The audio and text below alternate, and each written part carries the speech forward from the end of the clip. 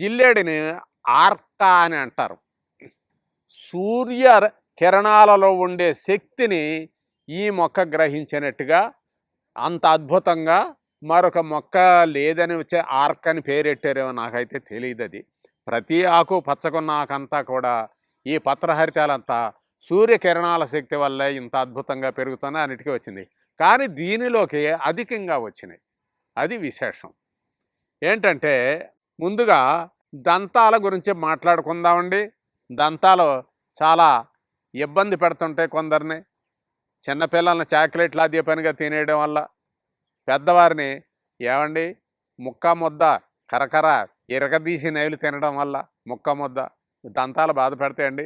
ఇక వృద్ధుల్ని తిని తిని అలసిపోయి ఆఖరికి వదులుడిపోవడం వల్ల ఇక ఏమీ లేదండి. ఇప్పుడు తినే తిండి స్త్రీలు లేదు, పురుషులు లేదు, వృద్ధులు లేరు, పిల్లకాయలు లేరు, అందరినీ కూడా చాలా ఇబ్బందులు పాలు చేస్తున్నాయండి ఎరువులు పురుగు మందులు దెబ్బకి. అంచేత దంతాల పోటు లేని మనిషి సహజంగా 100కి ఒక 25-30 ఉంటారు. దాదాపుగా 70-75 మంది, 100కి 75 మంది ఏదో ఒక నొప్పి, దంతం పోటనో, లేకపోతే చిగుళ్ళు ఓపనో, లేకపోతే దంతాలు కదిలిపోతున్నాయనో, లేకపోతే పుచ్చిపోతున్నాయనో గాబడీలు కట్టించుకునే వాళ్ళు చాలామంది ఉంటారు. గాబడీ కట్టడం అంటారండి. గాబడీ కట్టడం అంటే ఇది ఎటకార మాట కాదు, పల్లెటూరు భాష. అది అంటే కదిలిపోయి దంతాల మధ్య ఖాళీ వస్తే ఖాళీని గాబడీ అంటారు. ఆ గాబడీ కట్టడం అంటారు. దానికి ఏదో చాలా వైద్యాలు చేస్తూ ఉంటారు దంత వైద్యులు. దేశాల్లోనూ కూడా దీనిలో పరిశోధన జరుగుతూ ఉంది, చేస్తారు. ఎవరికి తోచిన విధానం వారు చేస్తారు. ఇదిగోనండి, ఈ జిల్లేడు పొల్ల తీసుకోండి, ఆకులు తీసేయండి. ఈ పొల్లని కొంచెం మెత్తగా చేసి కొంచెం కాల్చండి.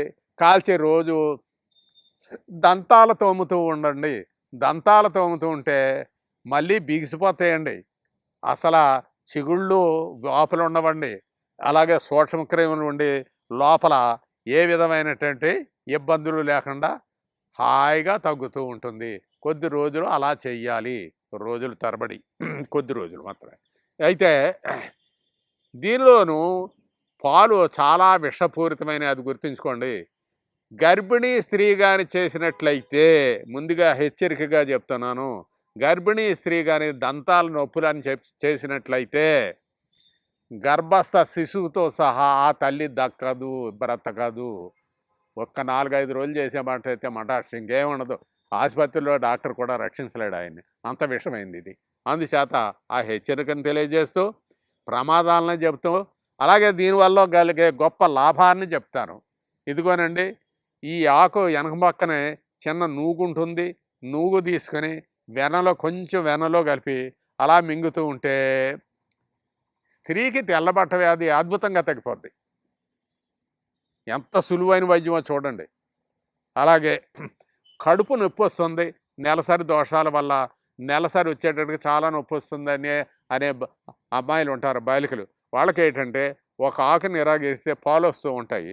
బెల్లం మెత్తగా నలిపి దానిలోనూ 2 చుక్కలో 3 చుక్కలో వేసి అలా దగ్గరికి మడుచుకొని నవలకొండ మింగేస్తే శుభ్రంగా తగ్గిపోతుంది. నవలకొండ ఎందుకు మింగమంటున్నాం అంటే వోకల్ కార్డ్స్కి ఏమైనా ఇబ్బంది పెడుతుందేమో ఆ ఘాటైన పాలు అనే ఉద్దేశం తప్ప ఇంకొకటి ఏమీ కాదు. తగులుతానే ఉంటుంది ఎంతో కొంత శరీరానికి. లోపలికి వెళ్ళిన తర్వాత అన్ని భాగాలకి పంపించేది కాబట్టి పెద్ద ఆ విషయంలో ప్రమాదం కాదు అని చెప్పి నేను అనుకుంటాను. ఊరికే 15-20 నిమిషాల నొప్పి తగ్గిపోద్ది. ఇలాగా ఉదయం ఎక్కువగా వస్తే సాయంకాలం, లేదా పరగడుపున ఒకసారి సరిపోద్ది. ఇలా చేస్తూ ఉంటే ఆ బాలికల నెలసరిలో వచ్చే నొప్పి చాలా బాగా తగ్గుతుంది. ఇక వృద్ధులు ఉన్నారండి. వృద్ధులు మోకాళ్ళు నొప్పండి, ఎన్ని మందులు వేసుకుంటున్నామో. నీ ఆపరేషన్ చేశారండి, తర్వాత ఇంజక్షన్ చేశారండి, ఆయన మోకాళ్ళ నొప్పులు తగ్గట్లేదని చెప్పి ఈ మధ్య వస్తున్నారు. అటువంటి వారికి ఈ ఆకులు తీసుకుని నువ్వుల నూనె రాసి కాస్త వేడి చేసి మోకాళ్ళు పైన, అలాగే మోకాళ్ళు అడుగు ప్రధానమైన నరం మీద కూడా వేసి మాపులు కట్టుకుంటారా అద్భుతంగా నొప్పులు తగ్గిపోతాయి. ఓ 10-15 రోజులు అలా చేసుకుంటే బాగా తగ్గుతాయి. ఏమండి అన్నీ బాగానే ఉన్నాయి, ఎనహమాల మడంలోకి వస్తున్నాయి, లేవగానే ఆనలేకపోతున్నాం అంటారు. వాళ్ళు ఈ జిల్లేడు పువ్వులు జిల్లేడు మొగ్గలు అన్నీ తీసుకుని మెత్తగా నూరేసి ఉప్పుగళ్ళతో నూరాలి. ఉప్పుగళ్ళతో నూరి మడాలకు కట్టుకుంటూ ఉంటే ఓ 15-20 రోజులు అలా కట్టుకున్నట్లయితే, అంటే వారి బాధలను బట్టి వాళ్ళ స్థితిని బట్టి చేసుకున్నట్లయితే చాలా బాగా నొప్పులు తగ్గించుద్ది, చాలా బాగా తగ్గుతూ ఉంటాయి.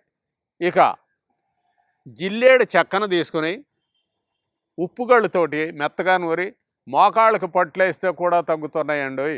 చూడండి, జిల్లేడు చెక్క చాలా బాగా ఆ విధంగా తగ్గింది.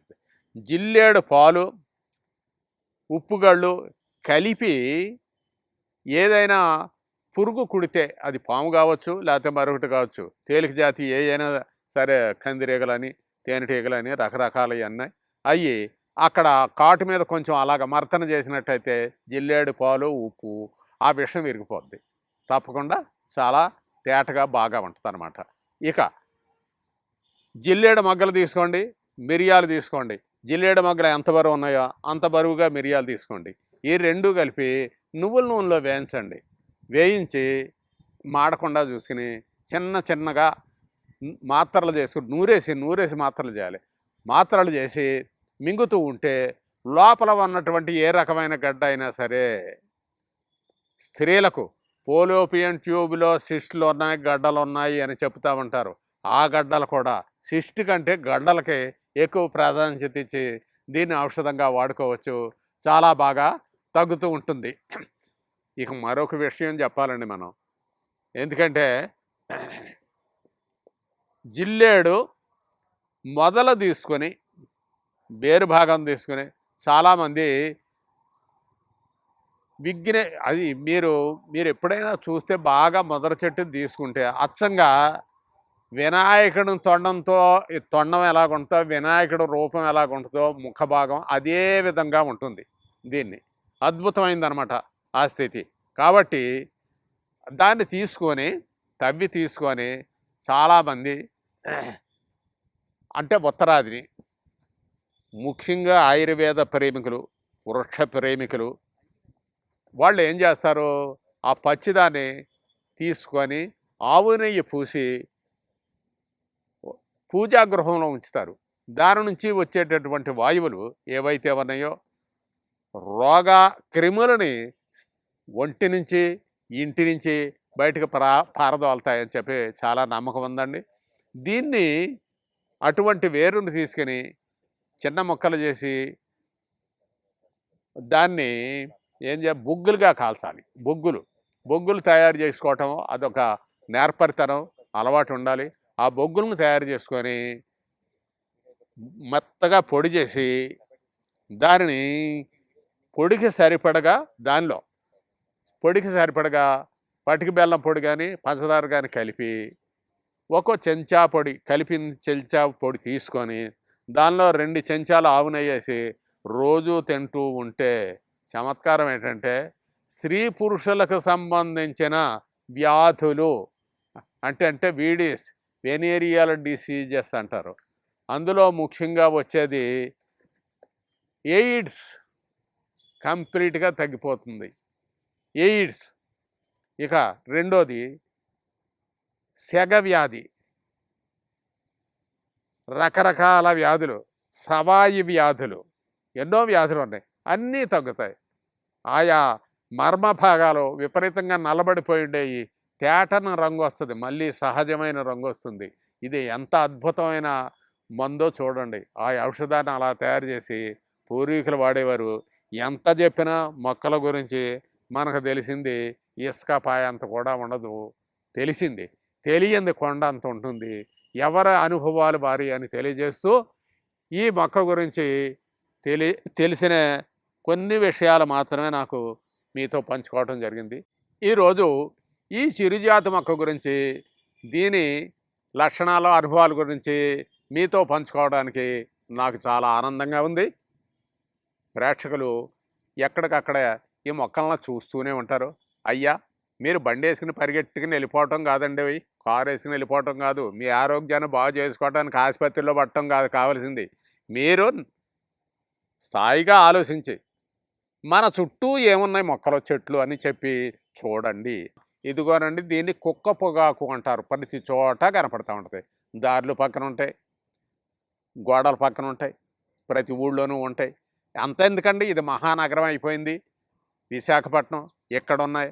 అలాగే హైదరాబాద్ వెళ్తూ ఉంటాం, సికింద్రాబాదును, ఎక్కడ చూసినా కనపడుతుంటాయి అక్కడక్కడక్కడక్కడక్కడక్కడ.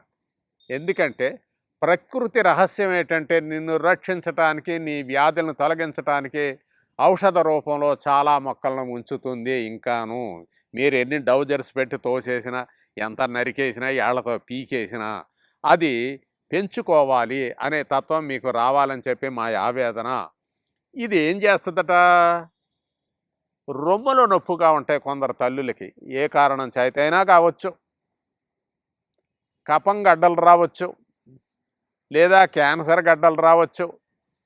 క్యాన్సర్, కఫం, లేదా రకరకాల బోలుగడ్డ రావచ్చు. అంటే బోలు అందులో ఏముండదు, ఉత్తిన ఉబ్బుద్ది, బుడగుబ్బినట్టు ఉబ్బుద్ది అనమాట, గాలి దూరి. దాన్ని చూసి భయపడిపోయి ఆసుపత్రికి వెళ్తే తర్వాత ఏం జరుగుతుందో వారి వారి అనుభవాలు వారికి తెలియజేస్తూనే ఉన్నాయి. దీన్ని ఇలాంటి మొక్కలు ఏరుకొని కొంచెం పసుపేసి మెత్తగా నూరి రొమ్ముల చివళ్ళ భాగాన్ని విడిచిపెట్టి మిగతా భాగాలకి శుభ్రంగా అలాగా పట్టు వేస్తున్నట్లయితే అద్భుతంగా వ్యాధిని తగ్గిస్తుంది. చూడండి ఎంత గొప్ప మందో చూడండి. ఇది వేళ్ళుతో సహా వాడుకోవచ్చు. దీన్ని ఆయాకు ఈయాకు అని కాదు, వేళ్ళుతో సహా వాడుకోవచ్చు. చిన్నప్పుడు బాగా వెడల్పుగా ఉంటాయి, బలాన్ని బట్టి, భూమి బలాన్ని బట్టి. చెట్టు పెరిగే కొంది ఆకులు బాగా సన్నబడతాయి, పైకి పొగ మొక్కల్లాగా ఈ మాత్రం ఎత్తు అవుతూ ఉంటాయి. కుక్క పొగాకు అంటారు దీన్ని. దీన్ని పువ్వులతోటి కాయలతో కూడా మీరు చూడొచ్చు, చాలా సన్నగా ఉంటాయి.